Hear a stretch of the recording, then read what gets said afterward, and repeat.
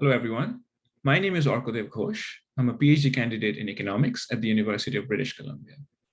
For my job market paper, Religious Divisions and Production Technology, I implemented a field experiment in India to understand whether the effects of religious mixing or religious diversity on team production, as well as on intergroup relations, depend on a firm's production technology or production function. Why think about the production function? Because it affects the way people interact during production.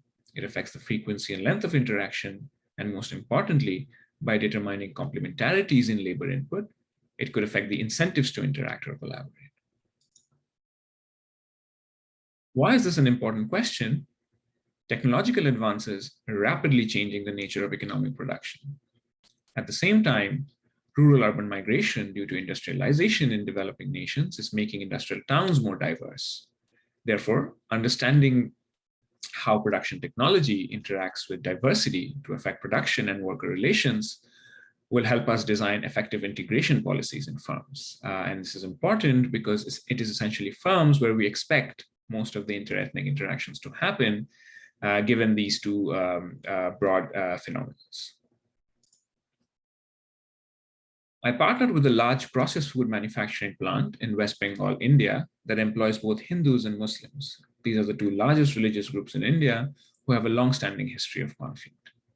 I randomly assigned workers to be either in religiously mixed teams, that is Hindus and Muslims, or religiously homogeneous teams. And I kept these teams intact for a period of 4 months in order to estimate both the static as well as dynamic effects of religious mixing. The nature of contact amongst workers during production is determined by the manufacturing task. I use time use data and categorize 15 to 20 different unique tasks into two broad categories, high and low dependency. This classification is essentially based on the degree of continuous coordination required amongst workers performing a task, as well as of the dependency on teammates for scheduling breaks. This slide illustrates high and low dependency tasks. So the figure on the left is a classic example of a high dependency task, where workers are standing next to each other on a conveyor belt and putting products in these little packets before they move on to the next stage of production. Clearly, if one worker cannot keep up with the pace of the belt, the speed of the entire belt has to be reduced, which would affect the productivity of all workers. Now contrast this with a low dependency task, which is the picture on the right. This is a picture of a mixing room where workers typically have well-assigned individual duties, but still they need to coordinate intermittently. They need each other's materials at some point, as well as need to follow up on each other's progress to ensure that production occurs without interruptions. I have 3 key findings from this experiment. The first is that religious mixing leads to lower team output, but only in high dependency tasks. In low dependency tasks, diversity has no effects, essentially costless. The second key finding is that despite these losses in output overall from mixing in high dependency tasks, these losses attenuate over time. And as you can see in this figure, by the end of the intervention, by the end of the 4th month, these differences are entirely mitigated.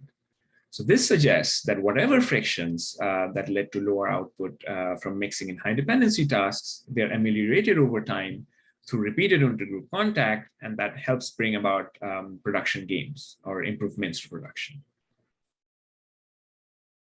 The third key finding is that at end line, I find that attitudes for Hindu workers towards Muslims improve in high dependency tasks, but not in low dependency tasks.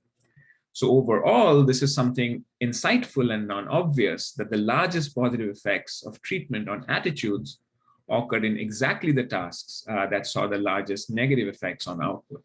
This suggests that working in close quarters, even with some frictions, leads to more positive effects on intergroup relations than working in low dependency tasks.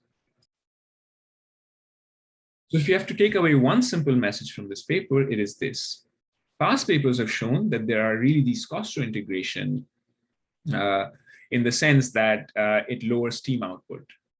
I show that first, it depends on the type of production technology or the type of production function in use.